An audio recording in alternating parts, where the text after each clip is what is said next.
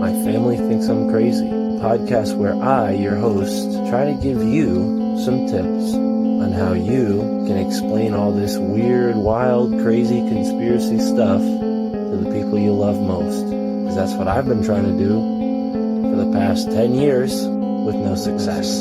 I've been telling everybody that our government is shady, but every time I do, my family thinks I'm crazy. The hollow earth, UFOs, aliens invading, fluoride in the water, they swear skies daily. When I talk about these things, they think I'm crazy. There's no escaping anymore the evil that we're facing. Illuminati mind control, they're sacrificing babies. The end of days, but anyways, my family thinks I'm crazy. What, they don't want to listen to you? No, they don't want to listen. They don't want to hear it. They're just like, oh, here we go, Mark.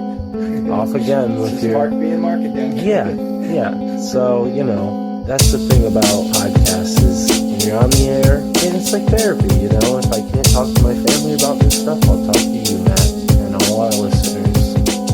You'll just tell your whole podcast. Yeah. So who are we talking about today, Matt? They think that I'm crazy. They really think that I'm crazy. They really think that I'm crazy. My family thinks that I'm crazy.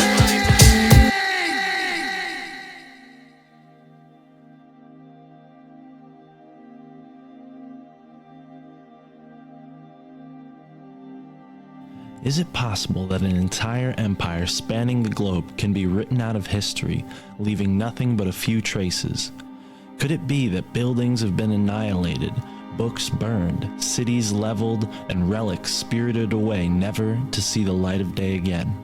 Could it be the museums which espouse values of preserving history and educating the Philistine masses are actually suppressing evidence of a broader truth outside of their counterfeit factualities? There are many who have taken up the monumental task of combing through the many layers of our history, yet few are like today's guest, the superhuman Tartarian computer himself, Andreas Xirtus, back for a fourth time here on the My Family Thinks I'm Crazy podcast.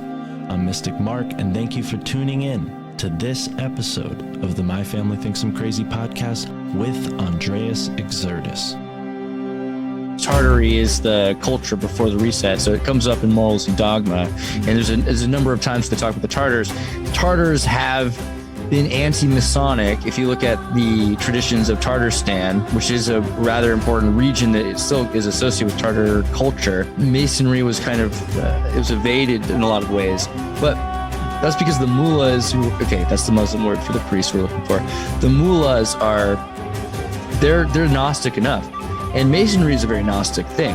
Like there's Rosicrucianism, but Rosicrucianism kind of did its own church, and Masonry was trying to be something a little different than a church. It was focusing on the craft and some of the rituals, but it's not really the church itself.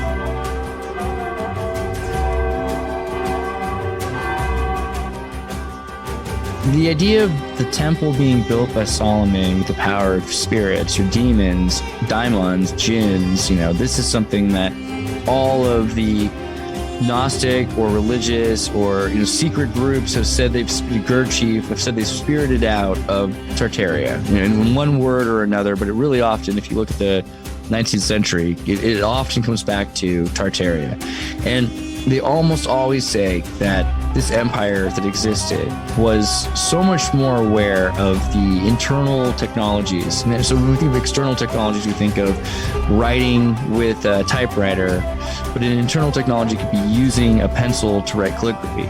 And we have all of these traditions that have been erased that we don't even think of as valuable at cursive, but those were the different kinds of peoples had all these different ways of internalizing technology that have been destroyed. And part of Masonry has, valued Moorish sciences. So Moorish sciences, they make sure not to call Muslim scientists, sciences for that reason. We're talking about Iran and the Persian mysticism.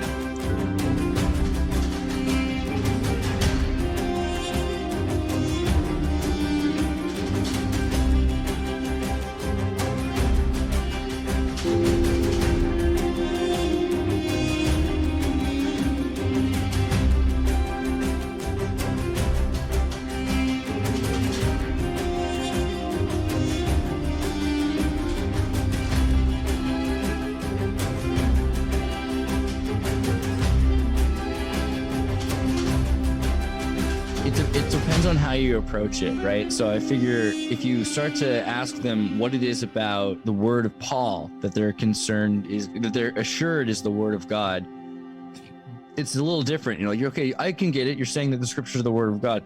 Why is the letter to Thessalonia the word of God? I don't know if that was what we were saying, if that was the clip I heard at the beginning, but that was kind of, how do you know that? Because this idea of Gnosticism is really, a lot of these groups were saying, well, we're pretty convinced that the word of God and all that, but the idea that Paul's letter to this city is the word of God is really, why? And why is this other book then not the word of God, which is about the wisdom of Christ and the Sophia of Christ and all these things. So that's how Islam and Mormonism and Manichaeism, I was reading about these things on my channel the last few days, like all these religions that kind of prospered. St. Augustus was a Manichaeist, before he was a Christian, because he was into the dualism and all of these things that existed. And technically Christ was part of that tradition. They really valued Christ. Similarly to Islam, it's just because it's been mostly destroyed, we consider them to be a cult, because a cult means hidden.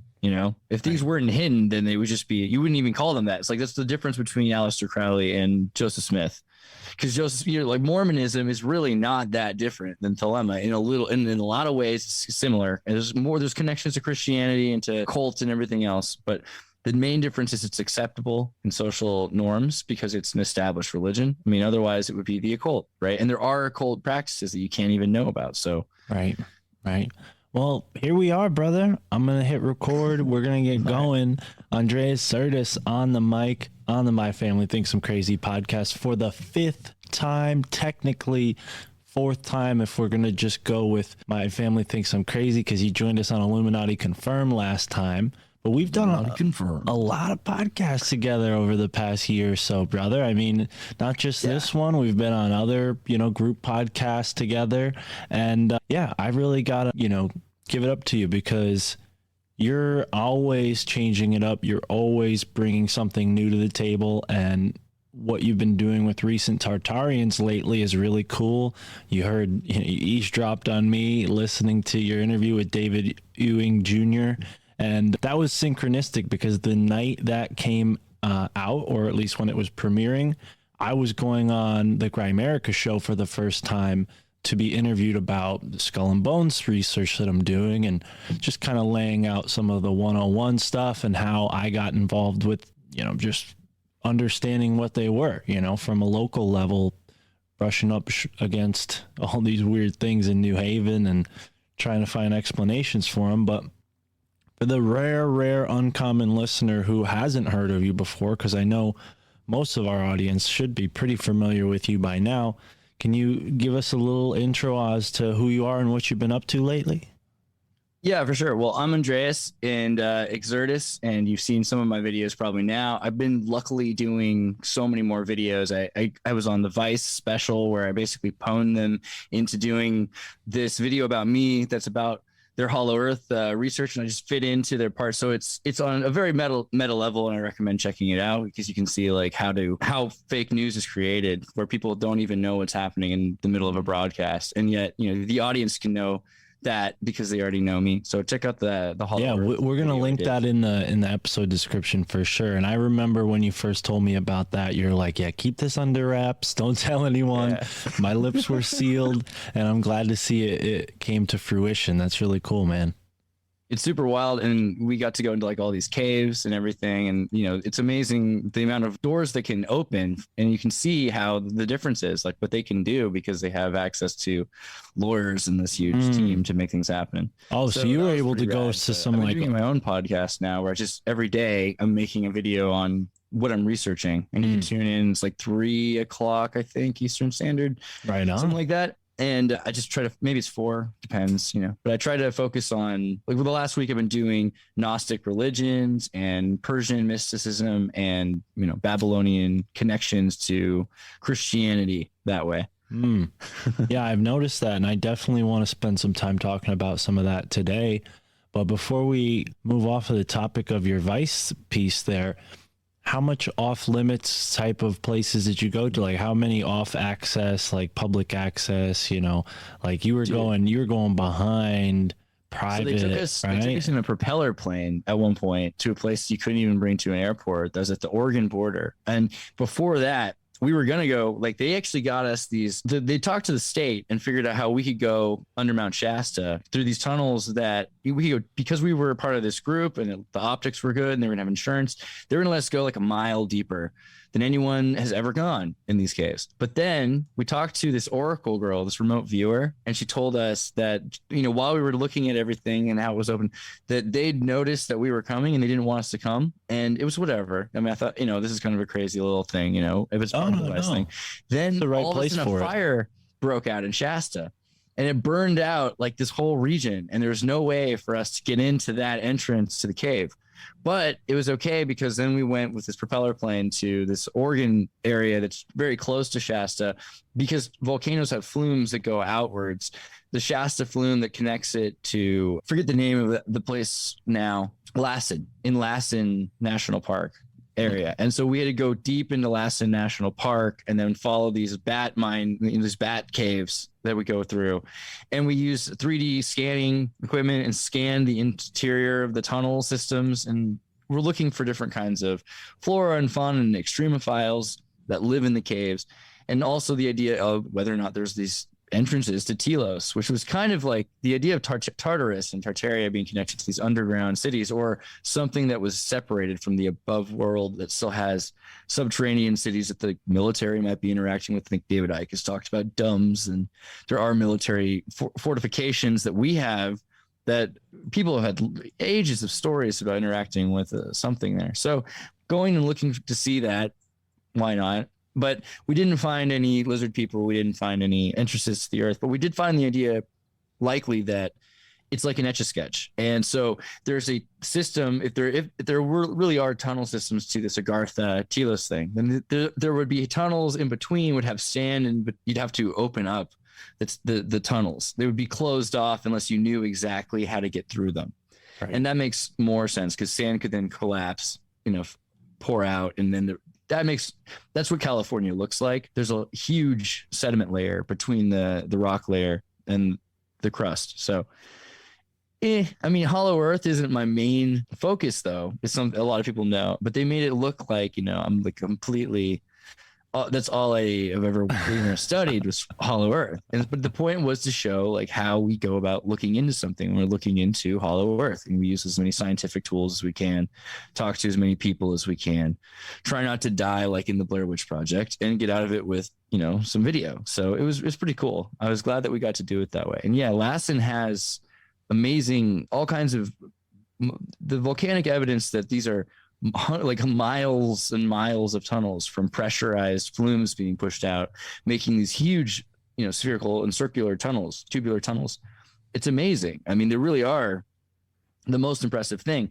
And from that, we started looking into Gabon, and Gabon is in West Africa. Actually, I think it might be in centralish Africa, but Gabon is where they found in Oklo the nuclear power volcanoes. And there are volcanoes the French government have tried to kind of hide. And they've said, well, this must be a natural reactor because we can prove that this amount of uranium has been depleted. So something has happened. And there's 16 natural flumes that have gone out in different directions that are producing these accelerators for particles. So there's something going on there. But it's so ancient that the likelihood of it being anything other than a natural thing is impossible. So we're going to call it natural, right? And so then we started looking, that gives us more and more corroborative evidence of volcanic power in the old world before the reset. Wow. Yeah, man. And just let me know if my connection is weird, because I'm trying streaming out for the first time on my new rig in the new place. Oh, nice.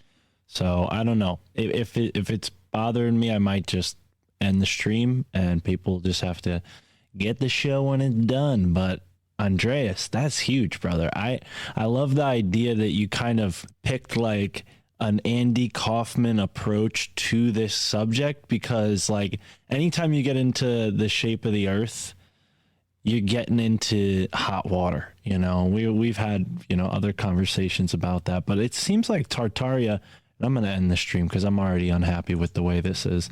Sorry, folks. It's breaking. Oh. Yeah, it's breaking up on my end. It's just not going to look good on the video side. So who cares? Okay. I stream on the Telegram though, and the Telegram audience is pretty cool. They just jump in and turn it on, and you could listen right from your phone. You don't even need to Telegram watch. is awesome. I can't believe how Telegram has changed the world. I haven't been using it as much in the last month, but right when the Ukraine conflict happened, of course, I was in all these Telegram channels, and I figured the best thing you could do is start translating the Ukrainian propaganda and the Russian propaganda, and then just putting it out there so people could see what they were telling each other.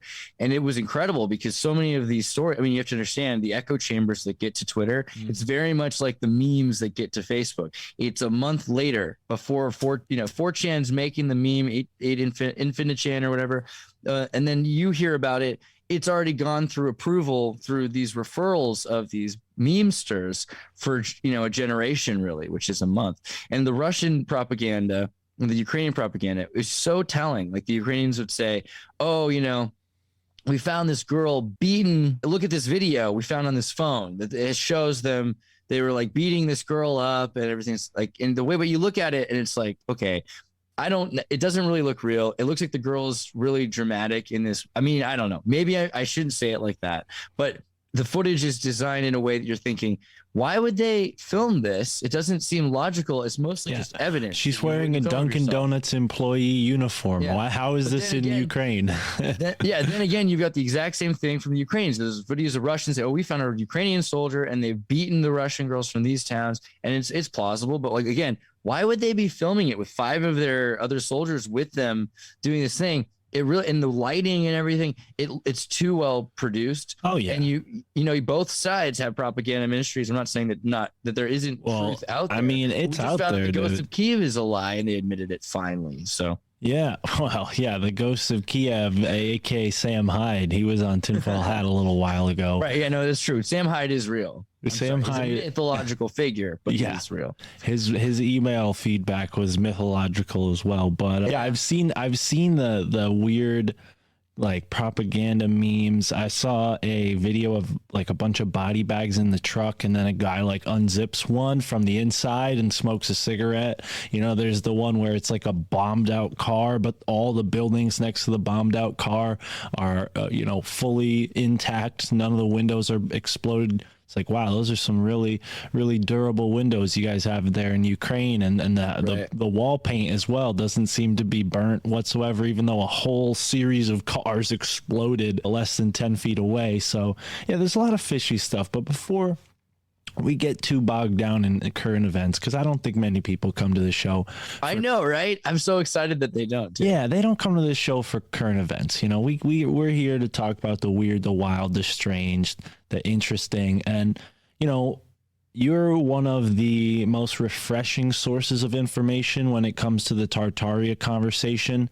Unfortunately, there are some there's rhetoric going on with Tartaria. It's a lot of like people regurgitating the same stuff. And, you are in complete opposition to that in a sense of like you're bringing new intellectual takes on this subject every time I look into your content. So, kind of going back to what you just talked about with the Hollow Earth possibly connecting to this larger forgotten civilization. In that recent interview I was just listening to, yourself and David Ewing Jr. were making the point that, this group that we call the Tartarians, one group of scholars calls the Mongolians, in another time period they called them the Caliphate, in another time period they called them, the Israelites. So like this is something that I think maybe we can start with and branch further into what you've learned since, because we've talked about this many times here, but I think it's a conversation that you could have endlessly. There's so many facets to focus on.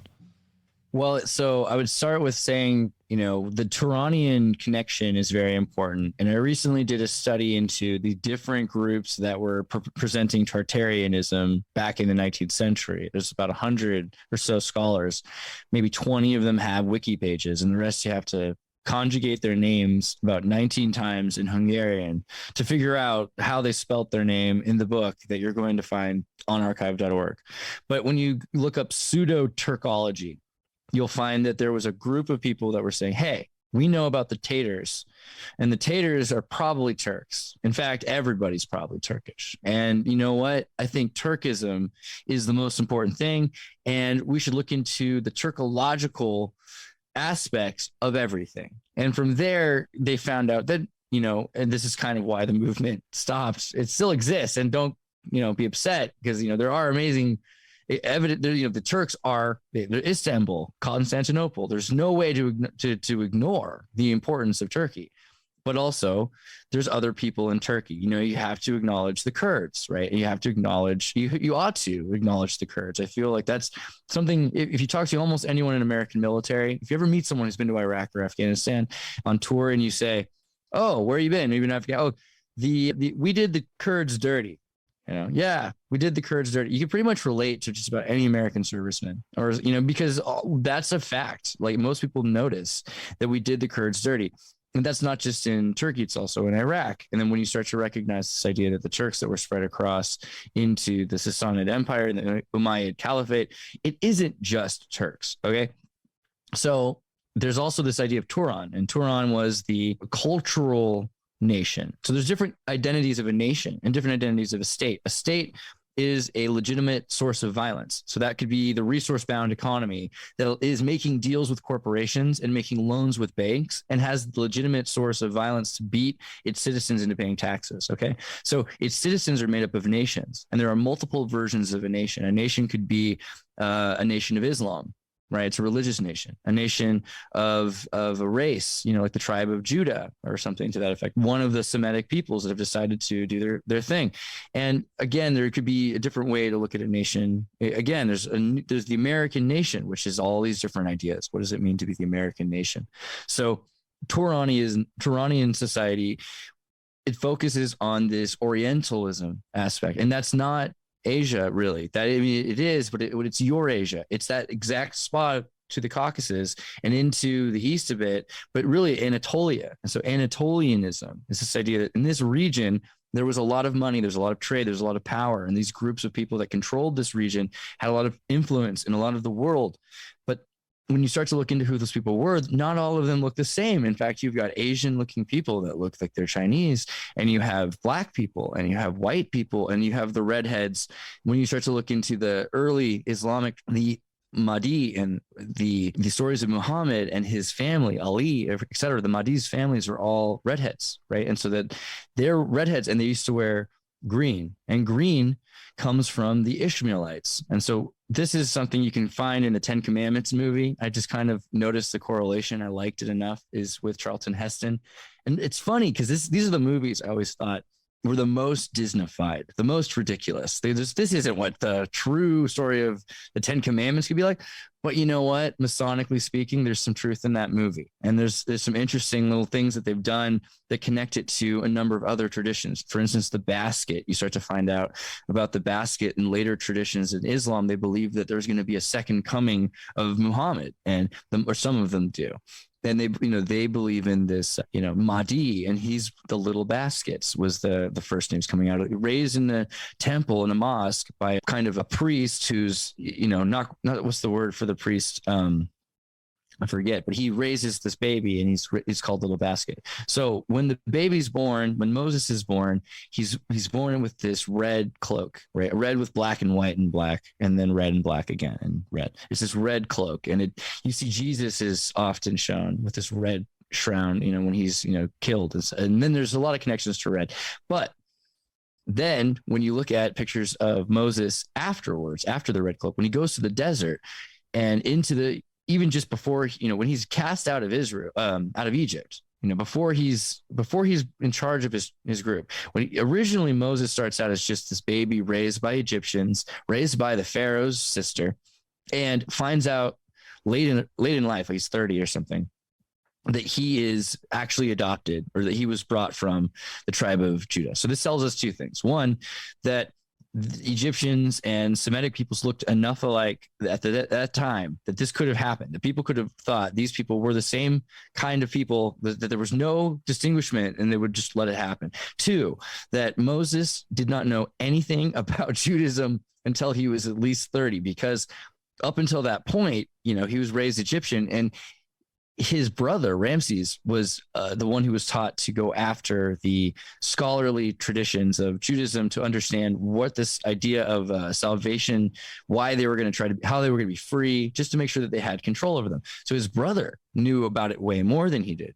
Anyway, Moses is kicked out and he gets across the desert and he meets Joslo, I think is his name. I have to find it, but the point is, this is the uncle, the brother, the father-in-law after this point, because he meets this man who's part of the Ishmaelite tribe. And so you're going back to this old tradition in the Bible, it says, or in the Torah, it says that there was Abraham who had many sons. I don't know if you heard that part. Many sons had Father Abraham, and one of them was Isaac and the other was Ishmael.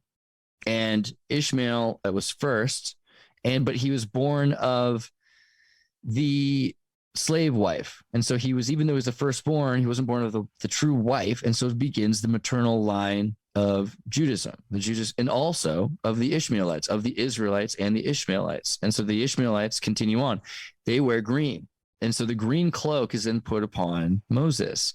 And then Moses takes what he learns from the Ishmaelites and he assimilates really into the Ishmaelites, who then go with the Israelites, except a lot of them are already free, so not all of them do. But then you begin to see the connection of the tribes, and the tribe of Levi, and everyone is centered around Moses for a generation. But that begins the transition of those people. The second part of that is when they're crossing this idea of a lost 13th tribe. Okay, so when people say this tribe is kicked out, this idea of these Ishmaelites, because Moses married into the Ishmaelites, and his son, who is really, part of this tradition, is, considered in some respects part of the tribe of Levi, but a lot of the time is rejected and believed by some Islamics and others who are part of this, because not every Ishmaelite is a Muslim. The Muslim thing is way later. So there's this idea of Arabs that are birthed from this same tradition. And Muhammad said he was from the Ishmaelite tradition. That's why he wore above his red hair a green turban, and green becomes the color of Islam. And you see the green on the Pakistan, Palestine, and, House of Saudi flag, and the green mosque, and they love the color green because it all goes back to the shroud of the Ishmaelites. That also works in Persia. You start to see green all over Persia, and the connection that Iran had this Ishmaelite Persian empire. And so the story then becomes a bit more ubiquitous to all of these cultures. And Mani, who's the prophet, Mani, originally before Christianity was even as big, the first world religion was Manichaeism, and St. Augustus was part of Manichaeist traditions before he joined the Christian movement, focusing, saying, no, Jesus is the prophet that matters the most. In fact, he's the Son of God, and etc. And beginning the argument of, did Jesus have a human aspect, or how did he die if he was the Son of God? And trying to wrestle with the humanist ideas between if God was a man, or if God was a god, or if he could have a dualistic existence. So in in Eurasia at that time, the movement started to focus in Tehran, and Tehran was a center of a lot of murder. There were so many different groups of people that were coming through and just killing everyone that they could. And we look like probably at mercenaries that are being paid off to do this. But in every generation, you have a king who has this new army that's picked up from another area, and they come into Iran and they kill and burn as many of the books as we can find. And looking at the historical context, that's where we start to wonder, does the Muslim calendar have some better records for us? Because as we know from the flamenco calendar, a number of these events are happening right on top of each other. It looks like this is taking place over 1,500 years. But once you get into the Muslim calendar, things are a lot more recent. This is only going on from the 700s. It really ends up being that maybe in the last 300 years, everything we think happened in 1,300 years in Iran really happened in the last 300 years. And that's a mind-blowing, crazy thing to think. But at the same time, it also explains why so many things were discovered in 1945 that were not that destroyed. Like, why did we find the Young Codex? Why are so many of these documents in better condition than we would have expected them to be if they really were from, 1,000 or 1,900 years ago? The likelihood of them being a lot more recent, probably from the 1600s to 1700s, is the case. So looking into Tartarian culture, we see examples of, Jesus is mentioned all the time, but Jesus is a different character. He's a lot of the time got a sword. He's talking about a reset of banking systems and infrastructures, that the lending system will have to be, there's a system according to, is it in Deuteronomy? I forget, but they have a rule that they have to forgive debts and tithes every certain amount of years or generations. And they were saying this is the time where they're going to have to completely collapse the banking system and start it over. And Jesus was apparently part of this movement saying, hey, our state has been suppressed by this trading empire, which has said we can do what we want except, quote unquote, pay taxes. Isn't that familiar? So this shows this sort of, this is why we're getting into this idea of Gnosticism as explaining what happened in the last reset, because they were saying, hey, the Armageddon is coming. And the Armageddon probably already came. It probably refers to this period where everything is reset and all of history is changed. And we're told that it happened way further than that moment in order to distance ourselves from really studying what's going on. Right. And this brings us back to the point about the missing time, the timeline being shifted, creating this false obstacle of time in the way of understanding, and really behind it is a motivation to obfuscate our connection with the past in a way that we can tangibly do something about it. But I wonder, considering the recent texts that have been found within the past 100 or so years, you guys were making the point on this interview I keep referring to with Mr. Ewing about how these museums just have all of these artifacts. And, I find this, suspicious from one lens, but from another lens, I can see how maybe the average person would be like, oh, well, museums, that's what rich people do. They buy things, they preserve things, and then they donate it to a museum. And who better to do that than these philanthropic, rich people? How kind of them. And then, how many of these basements of these museums are just overrun with actual artifacts, while all of these, mockeries, these like mock-ups are on the top floors being, shown off to the public as like evidence for this false narrative. I mean, I'm pretty convinced like the Louvre is full of a lot of replicas. I know that would offend some, I've had arguments with French about this even, but I'm pretty convinced that they've protected a lot of the actual Louvre art. And you have to go to some of the more rare museums to find art that's in its actual form. But then people have also replicated art by just fixing it. And then you see the original version, you're like, what did they do to their faces? So they're deconstructing by promising to repair. Restorationism is the most dangerous thing to history. But yeah, of course, it's a racket. You say you've got this nonprofit, it's going to help people. You put some of your family stuff that doesn't fit in the castle, in the front there, and then you keep the good stuff. Of course, that's what it's always been. Most of that stuff, it can be fake or real. It doesn't really matter. But I think a lot of that stuff is real. It just depends on where you go. I mean, in terms of, I'm not talking about the Smithsonian does have a lot of whatever. I mean, not just kidding. If you, not just being accusational, if you go to the Smithsonian, you'll see it's a bunch of made up figurines representing things on purpose to let you see, this is what a whale would look like, after the Soylent Green time when they're extinct. But if you go to like the English London Museum or some of the displays of the Explorer Club, they stole things. You go, it's the same as if you go to the Vatican and you see an obelisk from Napoleon or something. They stole things. This happens all the time. So it's on one level not philanthropic because it's in order to protect this is the beautiful thing about this. And I've been noticing people say, oh, well, what would Elon Musk do if there were no tax breaks or something? What would most people do? Like, there are people that know how to use the system, and the system is once the system is developed, the rich people that know how to manipulate the system use it to build their enterprise. And the enterprise has an agenda, and they have this agenda. So the Explorer Club is the perfect example, right? FDR and his friends went around the world, went to Antarctica, said other people can't go there because they told the states to protect these places. I mean, it's all part of their deal. And then they can show you the only pictures that you see of a place, and they can protect it, and they can make only deals with mineral excavation companies or whatever else they're going to do. Yeah. Right.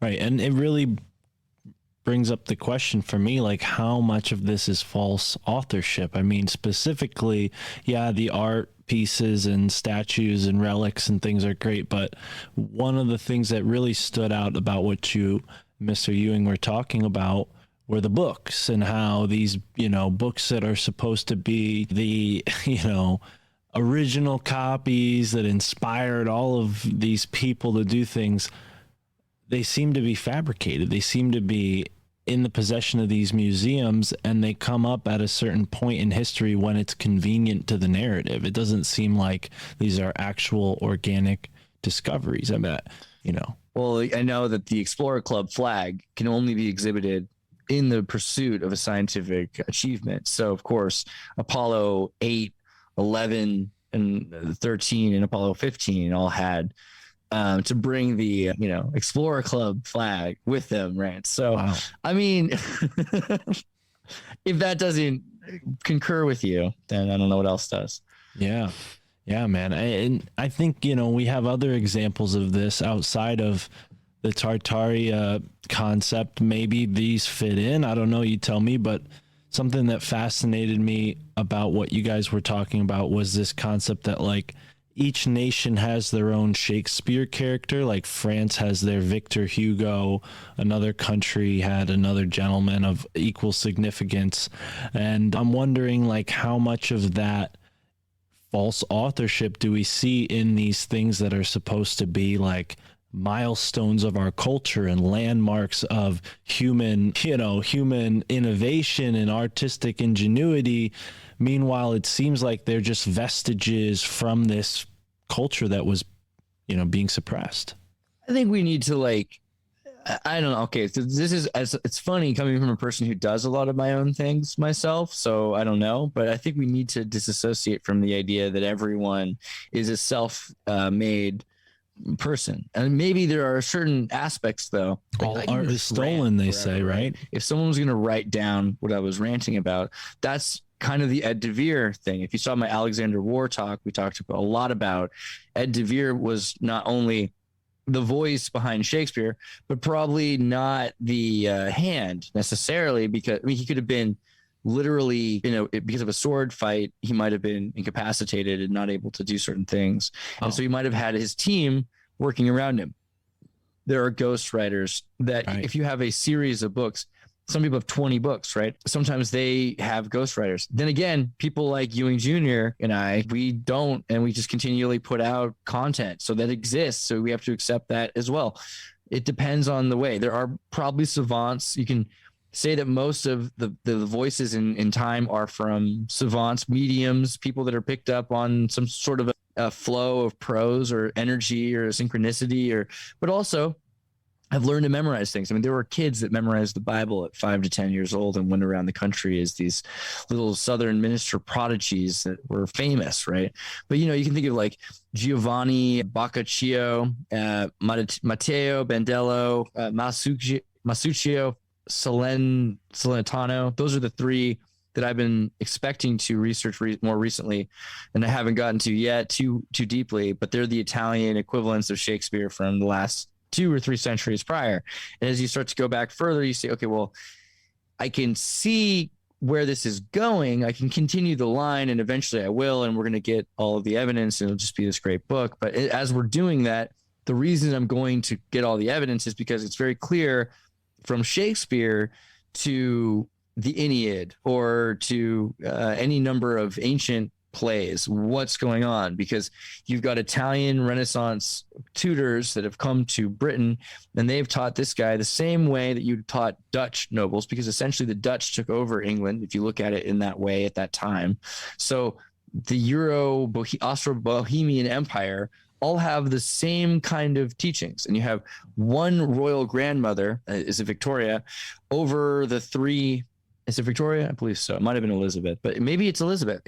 Yeah, I think Elizabeth might have been the grandmother of the 3 different empires: the Prussian Empire, the Austro-Hungarian Empire, and the British Empire, they were all cousins, really, but they were raised like brothers, even though they were what do you call it, 1-degree cousins, because they were the grand nephews, but they were raised with each other. So all of Europe was one little family run kind of empire, even though they had said this empire will be this nephew's and this will be that nephew's. It was all the British, Dutch, German, Hanover, House of Windsor family that had controlled it. And so they were taking all of these books and they were looking at all of this information and they were saying, we're going to rewrite it, make it about our culture, make it for our culture.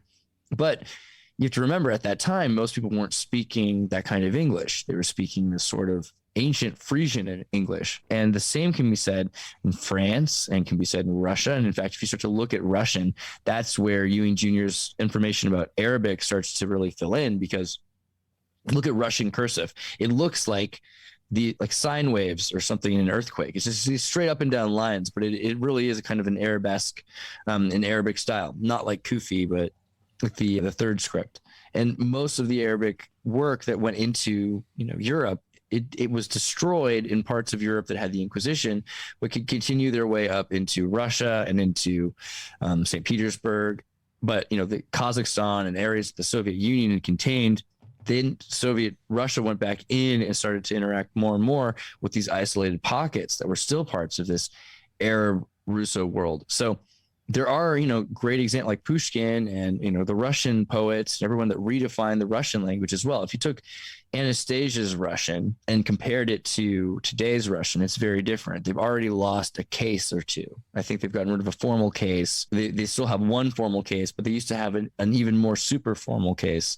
And they had a formal pretext of, if you don't know if someone's above you, but they could be a neutral formality case. And I think they've retired both of those cases. But, there were some of these languages had 19 different classes that would interact with each other and knew how to interact. And so that's where you can see the connections to the Tartarian Empire, because you can see that, well, these people, like the Turks, like the Finnish, like these different groups of the Ugaric cultures, like the Tamil, all interacted with 19 different kinds of people and had different ways of addressing them out of respect. It clearly was too much. I mean, it did not last. It exists in Turkey today. It exists in Finland, but it's not the way the majority of the world wishes to communicate. Swahili is not that way. English is not that way, So we've moved towards a new thing. And that's all because of these writers who said, hey, do we really need Spanish? I mean, Spanish is doing it right now. There are all these new Spanish writers that are trying to remove gender. They're using pluralities to communicate, which is crazy. It's going to be interesting to see what happens. Wow, yeah, that is kind of odd considering how gendered that language is specifically, and a lot of the languages that share that kind of tongue have that sort of thing going on. I'm no language expert. The X pronounced as ja, so they can just do like Latinx. You've seen as Latince. Oh, so when we go to Mexico, we're amongst the Latinxas. It's more likely Argentina. I think because the difference is like yellow, like the ya sound in Argentina is a sh sound. So caballero would be caballero, okay. Like it's an Argentinian thing. Right on. And you're amazingly cultured for someone who, you have sort of like ambiguous ethnicity. I couldn't place you if I tried, but like how much of the world have you been to, Andreas? Like, do you do a lot of this traveling in your mind with your research, or do you actually go to a lot of these places? Only the surface of it, but I've seen, a lot of the earth at this point. I'm Slavic, I'm Croatian, and a little bit of Spanish. So I guess we're like the most normal European kind of, peoples, or Slavs and Galatians. I think you told me about this before. Yeah. Not even a video. I was talking to Ian, and Ian had talked about what's up with Ian Crossland, people using the tie. Why do people wear a tie? Well, the tie comes from the cravat. The cravat is from the word Hrvat or Croat, which is the way people noticed my people. They were like, hey, those guys wear those guys wear those things on there. What are those ties? Let's call them, they're Hrvats. So people continue to wear those because a lot of the Slavs were enslaved and they were used to interact because they were polylingual. They could communicate with maybe 4 or 5 different kinds of people because they were, like Trump's wife can speak 5 languages to an extent because she's traveled, right? And that's what happens to a lot of the people along the Dalmatian coast as they end up interacting with people. So the tie represented like the highest butler, I guess. Wow. Look at that. You're just full of that kind of stuff. I have no idea where to pinpoint exactly, because there's so many different interesting things we could really pull on from all that you just shared with us. But trying to stay on tracks with Tartaria, I guess, like these, the Saint John of Ecclesiastes and Saint John the Baptist, they're sort of like these figures in Freemasonry, right? And I might be mistaken, but I think I've read something about Saint John of Tartar. I think it was in Eusebius's History of the Church. Is there any connection between Masonry and Tartary? I mean, is this just kind of like a silly question that I'm asking, or is there something there? Well, I guess like the better way of putting it is that, they mention Tartary because Tartary is the culture before the reset. So it comes up in Morals and Dogma. And there's a number of times they talk about the Tartars. Tartars have been anti-Masonic. If you look at the traditions of Tartarstan, which is a rather important region that it still is associated with Tartar culture, Masonry was kind of, it was evaded in a lot of ways. But that's because the mullahs that's the Muslim word for the priests we're looking for. The mullahs they're Gnostic enough. And Masonry is a very Gnostic thing. Like there's Rosicrucianism, but Rosicrucianism kind of did its own church, and Masonry was trying to be something a little different than a church. It was focusing on the craft and some of the rituals, but it's not really the church itself. And they'll often have a church that's not the lodge that they built as well. The same group will have built the church and then they'll also built the lodge. So it shows that they're not using it as a church psychologically. Masonry is, because all the traditions of Hermes Trismegistus were becoming very popular and they were not allowed to talk about them in their churches. It was a place where a lot of Gnostics went. And that's the tie-in with so many of these traditions. And they're saying, yeah, we know so much about the Gnostic traditions. That's the least evil, or one of the least evil aspects of Freemasonry, right? Because it's just people that are, interested in things that they weren't allowed to talk about in general. And at a time when they were saying Christianity was, again, the word of God is Paul's letters to Thessalonica or Corinth, right? Which is a very different, people don't think of it when they say, okay, yeah, Christianity, the word of God. No. It's not just, it's not just the verses where they're saying do unto other. No. It's not even the ones that say women can't be teachers, which are weird enough. No, this is straight up just random aspects of letters that this guy who used to kill Christians all the time is now taken over the church and says, okay, this is Christianity now. We're going to make it okay. But anything that's not, this isn't okay. So you have all of these groups that have the Gospel of Philip, the Gospel of Bartholomew, there's all these, the Gospel of Nicodemus, right? The Gospel of Nicodemus is the one where Jesus dies, has to go to hell and walk out, right? Like Orpheus. But this time he has to pick up the sinners along the way who died, and even, just anybody, all the way to Adam and Eve, and bring Adam and Eve out of hell and walk them out. And so that's one of the Gnostic Gospels. There's another one that has Solomon fighting King David. There's another one, there's so many different versions of these holy books at the time that were not acceptable by one group or another group. And so this is also like Islam emerged because Islam became a name for the Muhammadan prophet tradition, but Islam is just a word that was being used even 5,000, 3,000 years ago. It became a word that was associated with being healthy. It's probably the best way, but emotionally healthy as well. And people started to say, okay, that means being in bliss, but that's maybe 1,000 years ago. And then it started to mean submission once the Muslims, quote unquote, Muhammadan era took it over, probably about a century after Muhammad, maybe like the late 8th, early 9th century, things started to really become all about submission, and that was not but then it supplants itself in every one of these religions, that these old traditions were about control, and Masonry tried to avoid being about control. I mean, again, in the title is free, meaning free agency, meaning free enterprise, being able to work for whichever master you choose. And that's a speculative Freemasonry, means that you can make your own decisions. It's a really interesting kind of pun. You're saying, I have been able to choose my own master.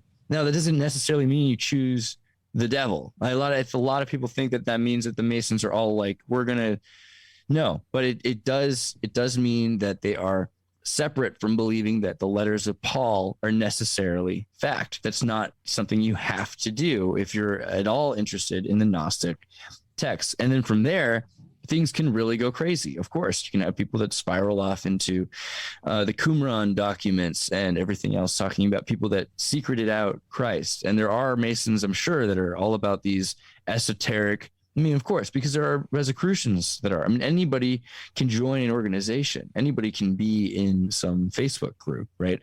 The main thing is they're not supposed to talk about those things. So that's the biggest problem, I think, with Freemasonry really is that they don't talk about Tartaria enough, that they don't mention these things more, because it's not likely that you're going to read too many Masons furthering the research in the public sphere about the morals and dogma and saying, okay, well, here when he talks about the Tartars, what does he mean? And this could have been resolved in the 30s, right? At the same time that they were making Flintstone cartoons about the Water Buffalo fraternity playing bowling games, that they had talked about some of these esoteric aspects more publicly, that would have been great. But, that kind of gets back into Cord Meyer and the CIA, right? And I'm sorry, the Skull and Bones, because so much of the, Geronimo's skull and all of these things that they have the ability, you're talking about the ability to control the future is based on your ability to hold the past in your hands. I mean, if that isn't the embodiment literally of that, then I don't know what is. Wow. And the control of the narrative. So being able to control the narrative, you can focus what people focus on. Wow. Yeah. And I do, like I said at the beginning, before we started recording, I do have a project that I'm working on. I'd love to include you on, and, we'll save that another time, because I'm sure you have plenty to talk about. But when it comes to Skull and Bones, yeah, very, intrinsically a part of the Masonic story. Seems like they're a response to that anti-Masonic movement that went about around the time that they were founded. But, different story for a different day. When it comes to Tartaria and Freemasonry, I guess the direct connection that I made was just through the architecture. I mean, that's one of the things that fascinates me the most, is this concept that Robert Sullivan and I were just discussing on a previous episode. Robert Sullivan's a Freemason down there in Maryland, and he was talking about how it's this concept of the art of memory, this memory palace, right? And creating this sort of subconscious arena through sculpture and building, so that when a person's walking through a building or walking next to a building, it invokes this sort of imagery or even manifests some sort of, idea into their life or their world somehow. But then we have all these people going around and they're looking at buildings and they're saying, no, that's Tartarian. That's been here for, almost 1,000 years before the mud flood and all that, and I'm just like, it seems like these two topics are kind of bumping up against each other somehow.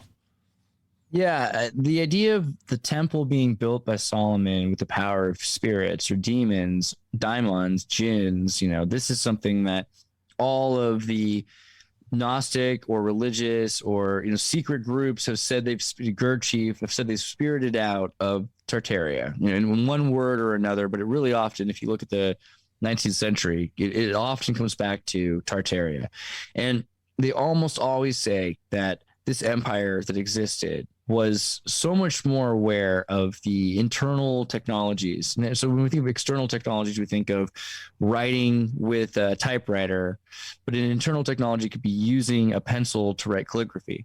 And we have all of these traditions that have been erased that we don't even think of as valuable, like cursive. But those were the different kinds of peoples had all these different ways of internalizing technology that have been destroyed. And part of Masonry has valued Moorish sciences. So Moorish sciences, they make sure not to call Muslim scientists, sciences for that reason. We're talking about Iran and the Persian mysticism. Every one of these giant buildings, I guess. Did we talk about Kufa before? Have we already done Kufa? No, please tell us. I kind of want to just pull up the photos of it just to save time. If you can allow that open. Thank you. This is Kufa. It's a city in south of Baghdad, Iraq. And it looks kind of like this, right? With the river system by it, but it's not a star fort. It's a cube city. And this is also where the Animatrix said that 01 would be the city built by AI that takes over the world in the reset. And this is in the 19th century. You can see the Great Mosque. There's more modern pictures of the mosque, but I'll get to them. But you'll start to see also these very Asian looking characters there that are in Iraq. This guy looks rather Chinese. So that shows you also not everyone in the picture is, but there are, and especially in the area, there are different kinds of groups there, but that there were Asians that were of the Han. So let's go maybe a little bit in reverse just to give people some context, unless you were about to get here. But Kufa is a city in Iraq. For people who are just listening, looking at the Wikipedia page, is spelled Kufa. But right. We'll put some photos in the main photo for this episode. Oh, right. Is a podcast? Okay. Well, so no, we got the video version too. People who support on Rockfin will see all this, but yeah, well, I like to bring it in context. If you look up KUFIC, it'll look like the word cubic, but with an F. And in fact, it comes from cubic. And it's because the script has these points and lines and looks a lot like a QR code. If you start to really look at some of the later, you start to see these really QR code like patterns and this particular image I'm looking at says the Surah of monotheism. And you can read it. And there are people that can read QR codes, but this is a little bit more. I mean, if you can read Arabic, this actually, a lot of people are like, oh yeah, I can read this. So it's something that's accessible. This is a very interesting one because it says two things. One, the name Muhammad written 4 times in the black spaces, and then says Ali written 4 times in white in the white spaces. And between the black and white, getting both images to complement each other, you get this Gamadian, which is essentially it looks like the Vedic Swasti or the swastika. But it's interesting that the symbol for Muhammad and Ali combined are this geometric pattern that represent so many things to so many people, and that pattern is found everywhere. Also, if you're walking down the street and you see a sign that tells you where the mosque is, it might say the word mosque, but in the picture of a mosque. So this idea of a hieroglyph inside of the phonemes. And again, completely cubic looking. Like, look, if you find pictures of Kufic, you'll see even into the Spanish period, it starts to become more and more abstract because it's paintbrush lines. And that shows you the influence from East Asia, when the East Asian Chinese were bringing their kinds of Arabic script. And then all of a sudden it becomes more and more smooth. The smoother writing makes its way into Spain. And when we see Arabic today, it's essentially Spanish Arabic. But the oldest form of Arabic we have really is this QR code looking writing. And it all comes from, again, this is something here interesting, that Square Kufic is also known as Banai, which is Masonry script. So the connections to Masonry are clear, that the people that worked in Spain, especially in Portugal, who were involved with building mosques, continued to build cathedrals, and that might be a way that you can associate them with Masons to the ancient Tartarian traditions. But wow, any Gnostic sect at all would have been connected to Arabic information, because most of the books available in the Dark Ages would have been Arabic books, right? And places that could, people don't realize it was only a generation earlier than that. A lot of people could read Arabic books, and then they were forced not to read Arabic because of the Inquisition. So in Arabic, it becomes very simple to read when you start looking at Kufic. You start to recognize patterns, kind of like numerics. And then you start to think, oh, wait, money across all of the West using Arabic numerals and even writing these, systems of writing that were Arabic at the time, saying, "In Allah we trust," or "There's no God but Allah." Really money even in Germany and in Scandinavia that's written in Arabic, but the Romans adapting it, showing that there was clearly evidence that somebody had part of the tradition, somebody had another part of the tradition, and there was a scattering for maybe 2 generations or 3 generations before the resurgence of some of these esoteric schools. And the esoteric schools are littered with evidence of Tartaria for that reason.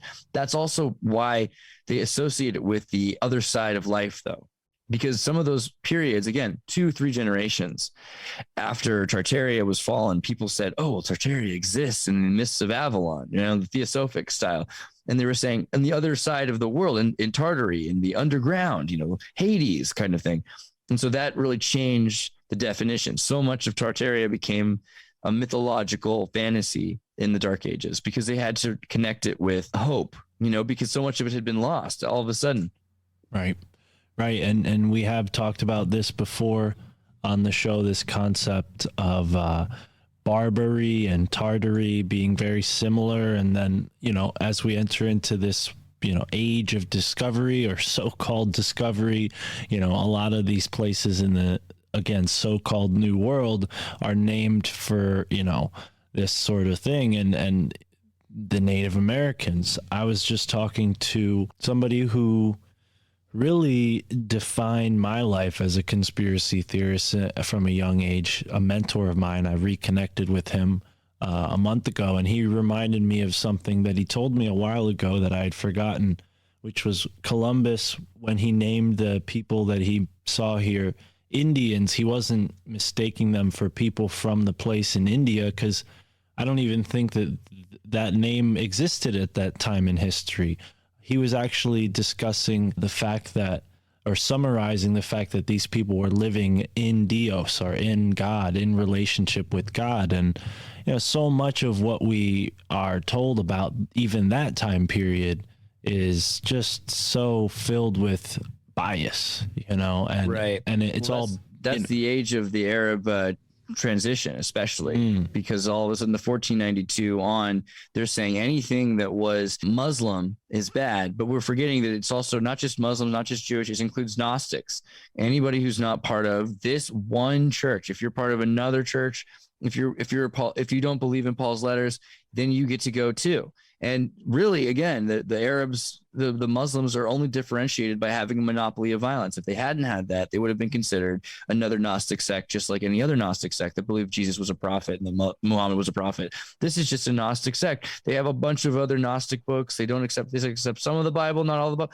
This is a Gnostic group. So in general, the effort to destroy those people that were considered to be God's people, that were in alignment, that believed in, chi, or, in yoga, or whatever word that you needed to use in your particular language to describe being in alignment, that was not acceptable to so many of those people. One thing I wanted to say, though, I'm so close to getting the full lineage evidence to explain all this. But again, we were saying that the Muslims believed in a Mahdi, this idea that there's going to be a second coming of Muhammad, who's really going to institute God's law, Sharia, but like vapor Sharia, like the best kind, or whatever that means, when God shows up on heaven on earth.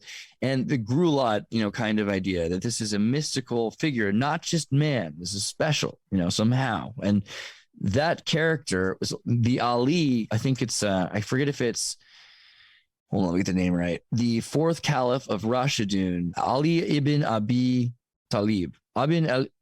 Ali ibn Abi Talib was supposed to be born from a Berber slave, supposedly. That was a very wise woman who'd been enslaved, right? And again, with slavery meaning different things, because during the Muslim period, you had to respect slaves.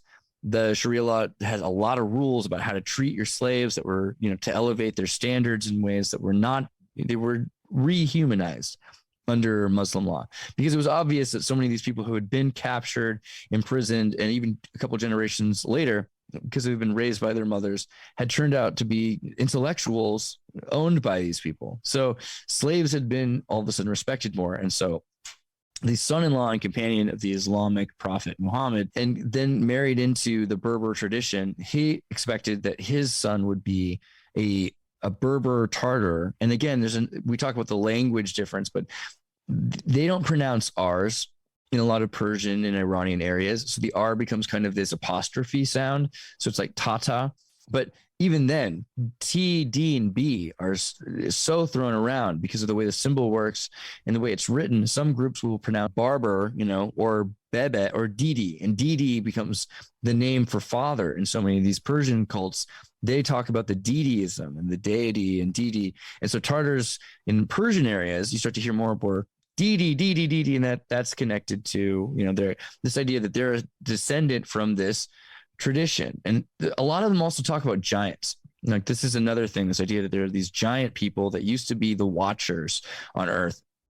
So many of them talk about this biblical period. There really is a interesting harmony between the Gnostic sects and the Persian mysticism and Zoroastrianism and Zarvanism. Zarvanism is a lot closer to Manichaeism because they both have this dualistic idea that there's an evil spirit and a good spirit, and that the divine avatar is changing.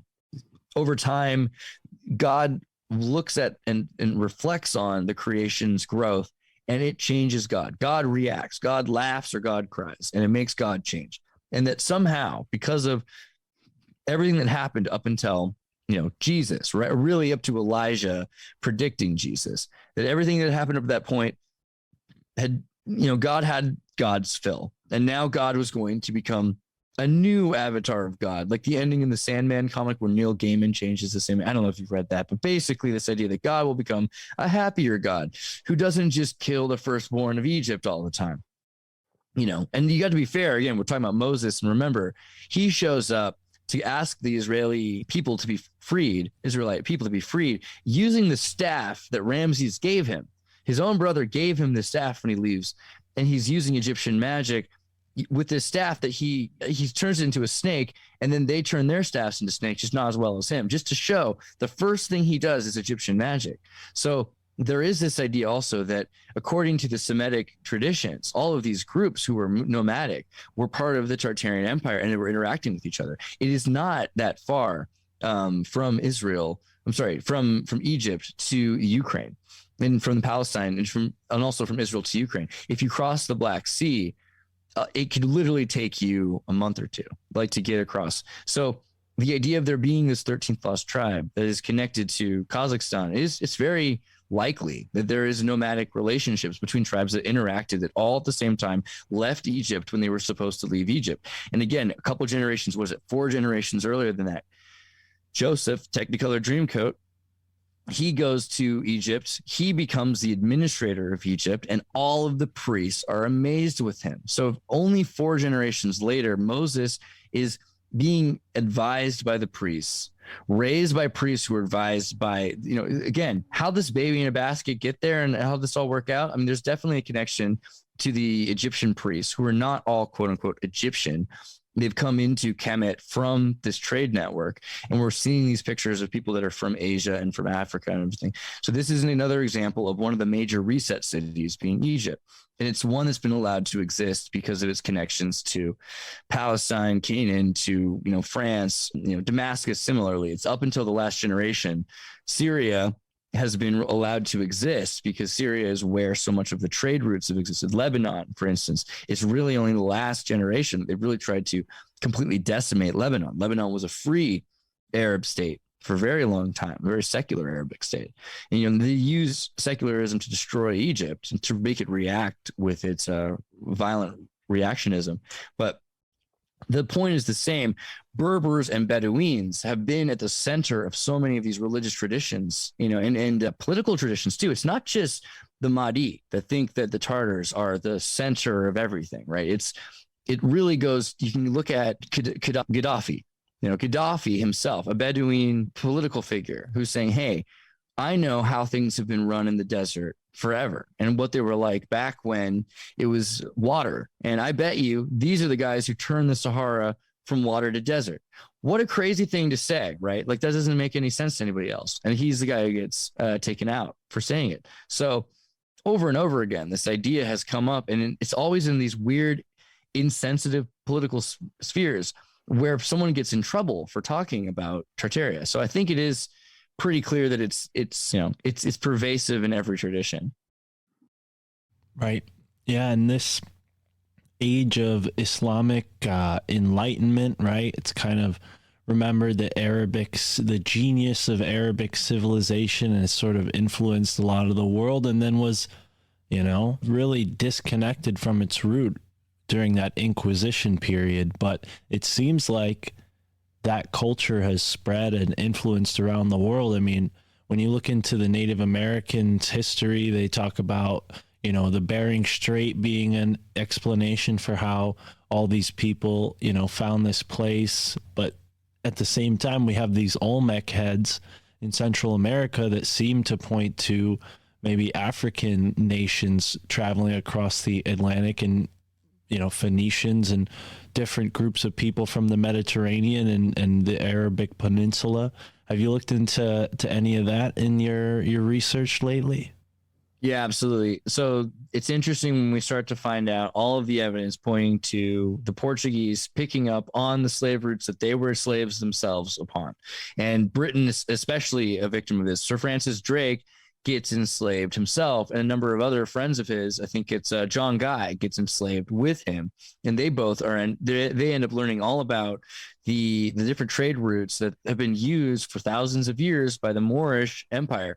And the other thing is, people talk about where you're going to put your money. You put your money in slaves in Barbados. So much of it was going into this insurance banking system in Barbados, which was human trafficking. So Barbados also tended to be full. I mean, it's likely that Barbados was one of the capital cities still around from the old world. And we can see examples of free energy in Barbados and crazy ruins in Barbados going back supposedly as far as time itself. But it's more likely that the last reset, everything has been taken over very recently. Maybe in the last 400 years, Barbados has been completely captured. But yeah, every single trade system that we talk about was originally controlled by, you could say Africans, but a lot of the Africans were already by this point from other places. There are Africans that were living in Brazil or Indonesia 2,000 years ago, at least. You've got people living in Indonesia, and you can look at haplotypes, and you can compare haplotype O and haplotype H, haplotype N, and start to realize that the Indonesian oceanic tribes that were involved with these places, they actually predate in some ways some of these other tribes that we're expecting to have been from Africa. Now, that doesn't make sense if you look at a maternal line. You're like, why? How? No, according to the maternal line, according to the paternal line, these characters must have been from, this. We look at a maternal line and we can say this goes back and this copies that, but a paternal line is very difficult. You have to find the male and follow the male back, and you lose some of the chromosomal differences that happen if you have a maternal line too long. Let's say someone kills off all the males in a civilization and they take all of the women. Well, then all of a sudden you've deviated some of your information. And it especially can be confusing if you're looking at people that are very similar, but they have a different genome and an original origin story that has a completely different hominid with different gene flow.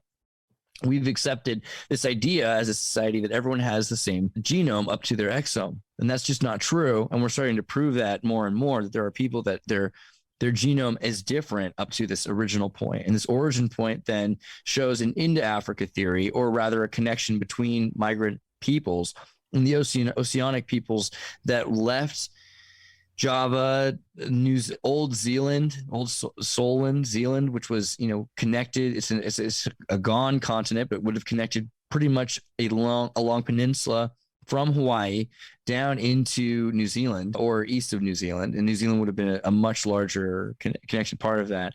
And that those people also existed across the Western continent, into the Western hemisphere of South America as well. And so we're talking Canada, where they interacted with the Russians. Are we talking about Mew there? Interacting.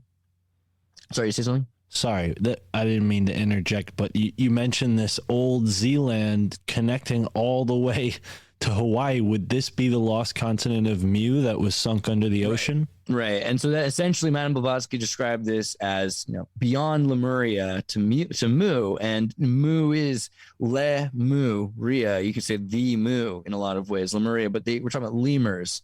And they thought this idea that there's a disconnect between Africa. And so there really is an older Lemuria that she latched onto to explain Mu, and then said, no, let's be a little bit more clear about what I'm saying. And now we have, in the last maybe year or two, laser LiDAR proof of Zealand. And if you start to focus on the lost continent that we couldn't find for 300 years, I think is the name of the title of the article, they show all of the evidence, and they're accepting now this sunken continent that's in this area and how it would have connected, and why there are elephants in these places. They thought, well, did they swim for 200 miles? Yeah, well, they probably were carried by a volcanic eruption that caused a tsunami. Wow. And that reminds me of your comment about nuclear volcanoes in Gabon, Africa, which, brings us back to Africa, a place of so many mysteries. I mean, there's not enough podcasts about or with people from Africa. So I'm hoping that changes over the next 10 years. If anybody listening knows about someone who specializes in Africa, maybe Andreas, you know somebody, I would love to talk to them, because there's so many rabbit holes you can get into within that topic. But yeah, I don't know how much time you have to give us tonight, Andreas, but I would love to take it into maybe the Patreon. I know I don't normally do this for episodes, but given the nature of what we're going to talk about and how it's going to fit into the documentary I'm working on, I feel like it'd be better suited for the supporters, and everybody who's free listener can just subscribe. But what do you think? You think we can go 2 hours all together on this? Yeah, I was just saying I could get another half hour in. You can finish the hour up. We can go up to 10 at least. Cool. So before we wrap up, we got a question from somebody in our Telegram live audience. I don't know how this is going to work. We're going to try to buzz them in right now via Telegram. But Dr. I, you have the permission to speak, brother. If you want to ask a question, you raised your hand. I hope you didn't do that by accident. Can we hear you, Dr. I? What's up, brother? Hi, can you hear me? Andreas, can you hear him? I can hear you. What's up? What's your question, brother? You're on the air. Just real quick, much respect to Andreas. Much respect to Mark. Andreas always coming with the fire, man. Just, never want to stop listening. So much respect. I came in maybe about 30, 40 minutes ago. I've heard you speak on Tartary. I don't know if that was just the main topic of the conversation, but in your research and everything that you've looked into, is there a point, basically like a timeline to where, where's the beginning of the timeline of that, if that has come up at all? Basically, that's my question. Right on. So, yeah, totally. Thank you very much for that question. And, this might bug some people, but I don't have the answer to everything. And I only can guess based on the hypotheses that I have, what I know. So if I'm wrong, and or even in myself in 5 years has a better answer, and someone says, see, he was wrong, that's annoying. So just so you know, I'm doing my best, and I hope that it's right. Try to check out my daily YouTubes, because I'm going through as much evidence as I can to really cement the chronology. But what I believe now is that the Muhammadan calendar, the Ishri calendar, the Hajri calendar, is one of the biggest clues we have, besides the obvious, which is the flamenco chronology. And what it shows is that this Christ figure probably happened maybe a couple centuries after what we think of as the Christ century, because we are maybe 300 years wrong on the phantom time hypothesis, and then 1,000 years ago instead of 2,000 years ago, because the flamenco chronology shows that the Gregorian calendar has been realigned before that during the Pseudo-Isidorian decrees. So what I believe is sometime around what you might think of as the Constantinian period, which was a lot more recent than we believe, that there's a fall maybe 700 years ago, you can almost say. And then that led to when we think of the Jesuit period, but the Jesuit period and the resurgence of the Jesuit period, which is about 200 to 300 years later than that, is also when the Muhammadan Hajri calendar begins. So I believe that the Muhammadan calendar kind of issues the beginning of the reset. We can see this as an example because that's also when we say, oh, well, all of the truth we have is from Islam. And that's just too simple of an answer. So we start looking at the Persian mystics and Sufi and everything, and they're saying, no, actually, we have these other calendars. There's these days out of time. There's these things that have happened, and they're supplanting this idea. I think that's the thing. And the other thing is that by the end of the 17th century, they had set up this to happen, that this would be the 19th to the 20th, 19 to 20, because 19 into 20 has to catch 18. The 3 sixes is 18 with a 0 is 19. These are important numerological numbers to a lot of people. And they were hoping that the 19 and 20, because of 12 and 19 and 13 and 20. And 12 and 19 is because the Mayan calendar, which you think of as having 13 moons and 20 days, counts 0. So from 0 to 12, and that's 13. And from 0 to 19, that's 20. So there really is, if you count 0, an extra number with whichever number, which is the full value of anything. So entering into the 21st century, right, being the 2000s and everything. This is all part of this plan to design for the next reset to come based on the reset, which was about 600 to 400 really to complete it years ago. But again, when we think of Jesus, this Yeshua figure, this would have been maybe 300 or 1300 by our calendar if we were to look at it like that. And then by 600 to 700, Muhammad, Jesuits to Muhammad. And there was already, it's really about the same time. It could have been maybe 11th century is Jesus, and the 13th century is when the Jesuits really emerge. But I'm just not able to prove that yet. So I'm sorry. I just wanted to say that's why we're trying to prove everything. But the chronology is the hardest question. And we've got as many people working on it as there are people that are interested in the subject. So I appreciate anybody who has a better answer to help as well.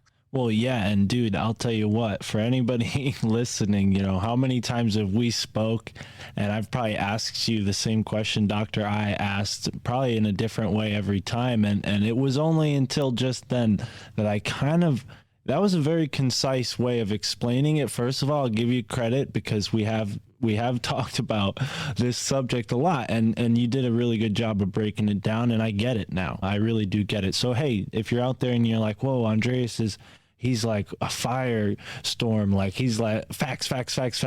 Like, don't worry. Like, just listen to all the interviews, focus. You'll get it. You'll start to get it. And he's got a lot of great stuff you can find on YouTube. We got to put some of that on a podcast feed, but hey, I won't really got to do it as soon as possible. Let's do that soon.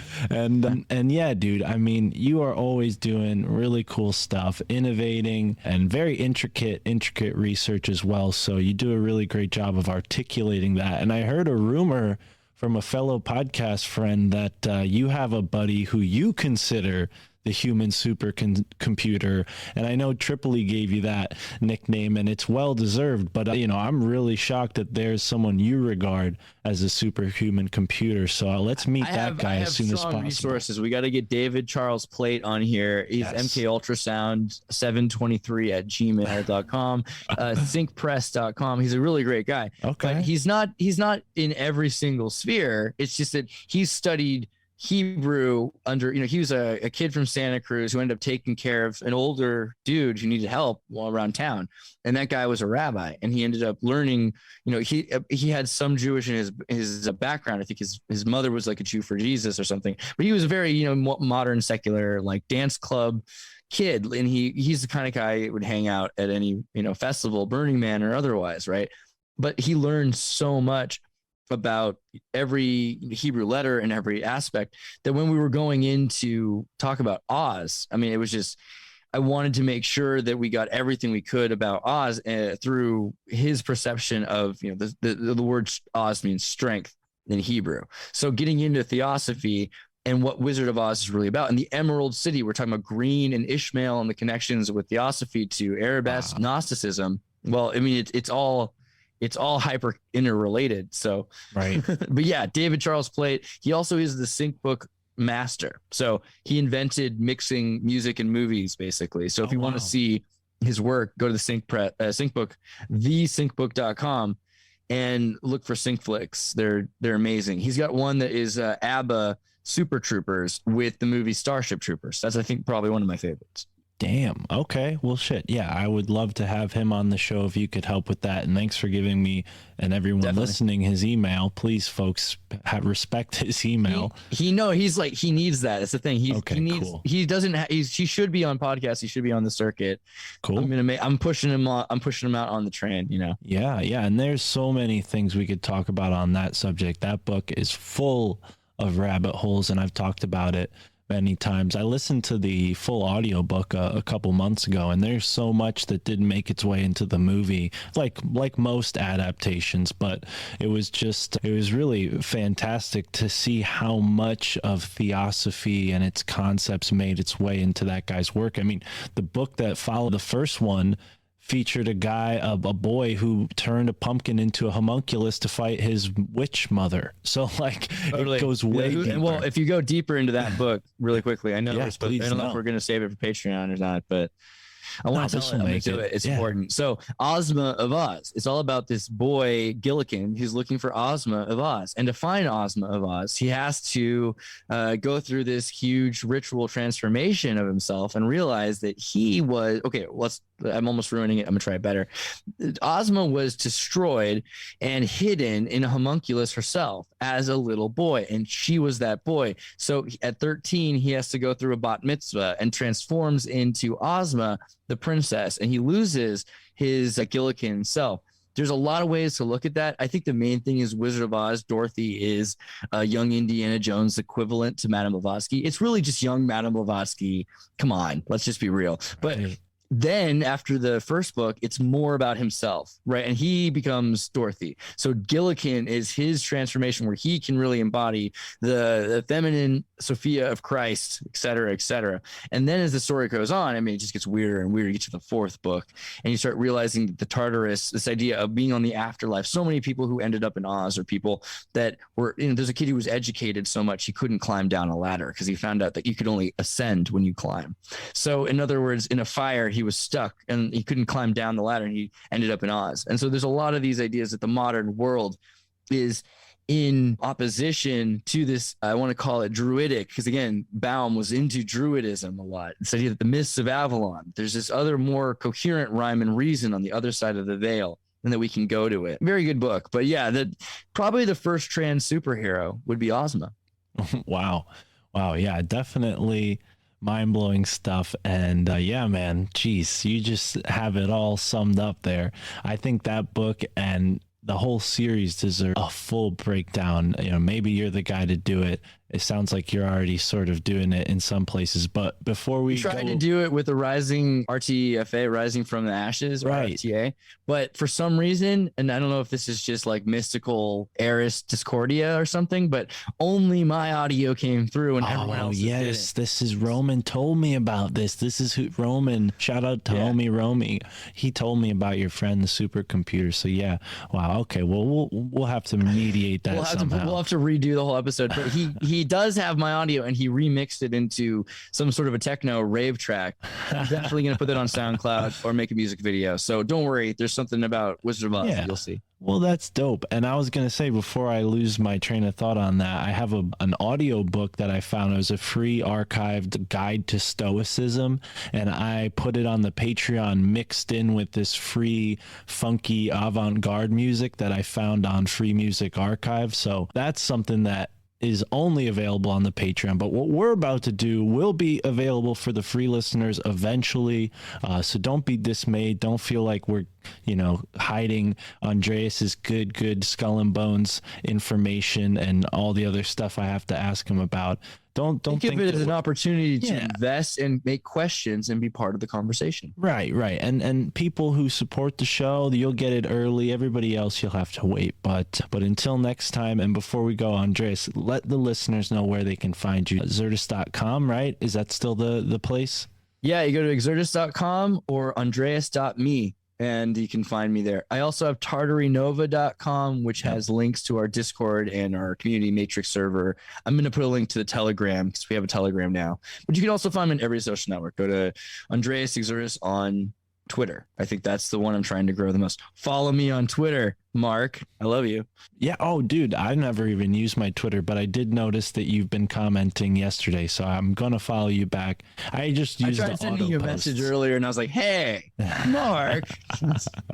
Yeah, man. Well, definitely send me the links to those telegrams too, because I want to update your Alt Media United page. We do have an Alt Media United page for your show, Recent Tartarians, and I'm glad to see you're doing more of those. So yeah, folks, please, I know you're already doing it, but go and support Andreas in all the places. And until next time, have a great moment wherever you are in the now. Peace.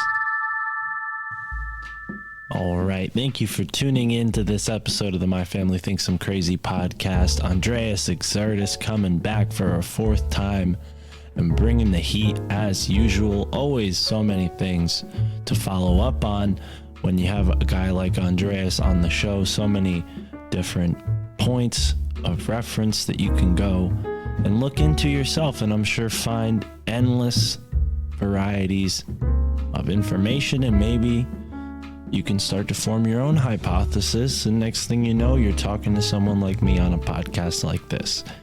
Who knows? Or maybe even better, you write a book. Or even better, maybe you make a documentary. Who knows? Whatever you're called to. But either way, I appreciate you being called to listen to this podcast. And if you made it this far, which I'm sure you did, because how could you not? You got to support the show, because I can't do this for free, folks. That's right. I don't have really any other source of income outside of podcasting. So, save for a couple odd jobs I do here and there. And yeah, sure, that's by choice, but I believe in myself, folks. I could get a 9-to-5 job if I really needed to, but that's no fun. This is a hell of a lot funner. And it's really awesome to see how many of you out there have responded to the show. And geez, if as many people listen to the show supported the Patreon, we would be living in on a yacht somewhere or something. Who knows? But no, that's not really what my goals are.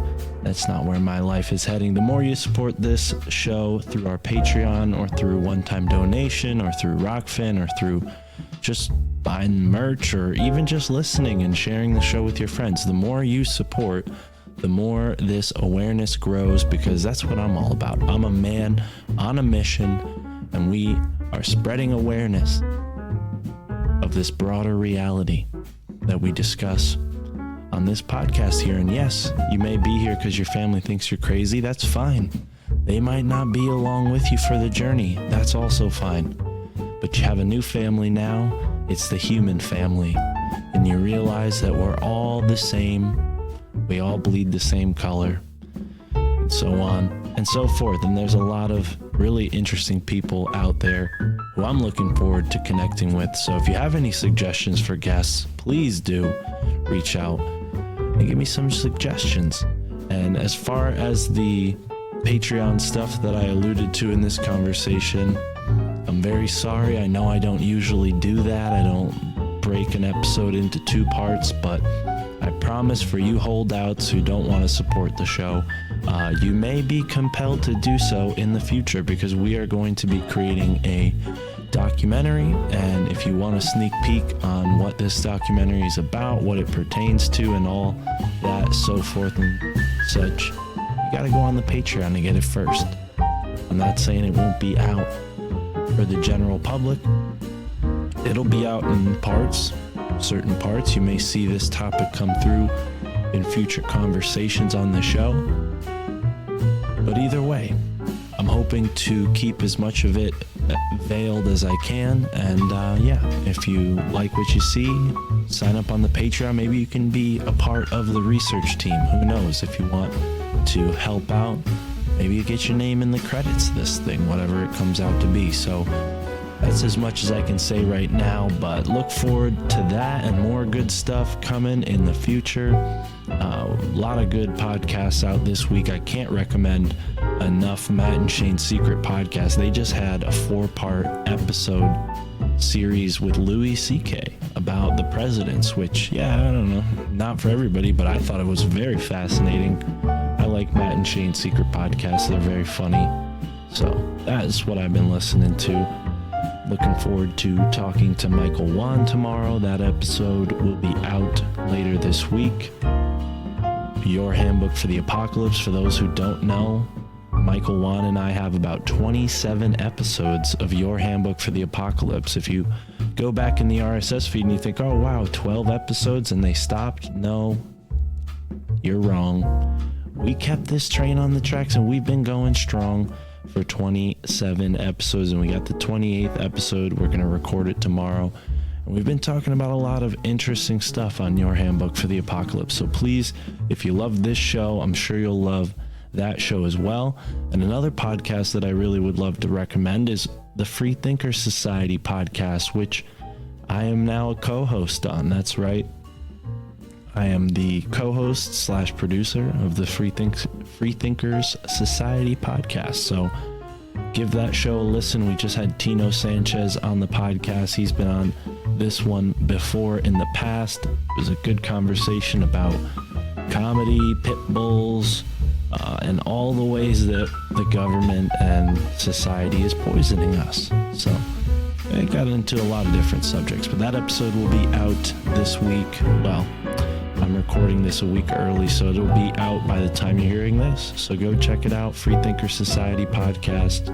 They have about 60 or 70 episodes or so, and the last 5 are with Mike and I as co-hosts, and it's going to be that way from here on out. You can see the difference. One of the last certain episodes are season 2, and everything before that is season 1. And you may have listened to this before because I've put the Freethinker Society in this RSS feed before, a sort of mashup of all my different appearances on the Freethinker Society podcast. And to be honest, the only reason I did that was because I was afraid that the show was going to end. And I'm like, you know what? I got to support this show. Doesn't seem like the producer's in on it as much as he could be or wants to be, or whatever the story was. We don't need to get into that. And, long story short, it ended up working out because now Mike and I are doing the podcast together. So now I'm doing 2 podcasts with 2 different people named Mike. Very interesting. Michael Wan and Michael Romanelli.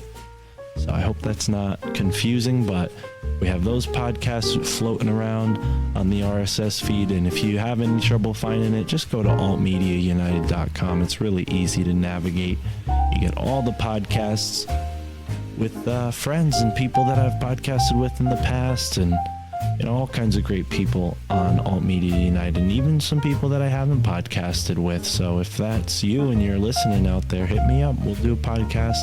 I want to do a podcast with everybody on Alt Media United's network at some point, but I shouldn't say network, it's a cooperative. But yeah, if this is your first time hearing about it, go check it out. Alt Media United, it's a cooperative that I founded for independent podcasters.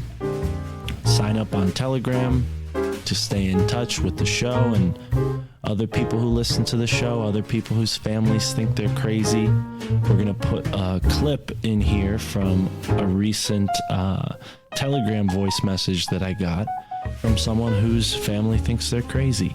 And if you want to tell everybody listening why your family thinks you're crazy, go over to our Telegram and leave us a voice message. It's really, really simple. You just use that little button in the right-hand corner, bottom right-hand corner of your screen. I think it changes. You have to click it to change it. I think it's like a camera icon, and then it changes to a microphone icon. And you just hold that down and leave a voice message. Tell the world why your family thinks you're crazy, why you love this show, maybe some comments on who you want to have, who you want to listen to next on the show, because I'm always open to guest suggestions. That's one of my favorite things that happens, is sometimes you, the lovely listeners of this show, introduce me to some new people. Roger Spur is somebody who Troy and Rob Shout out to Troy and Rob on the Patreon. They've been encouraging me to look into Roger Spur's work, so who knows? We'll see if I can get in touch with him. Maybe we'll get him on the show. I know he talks about a lot of interesting stuff that many do not even know about, let alone talk about. So very cool subjects there. And yeah, like I said, that does it.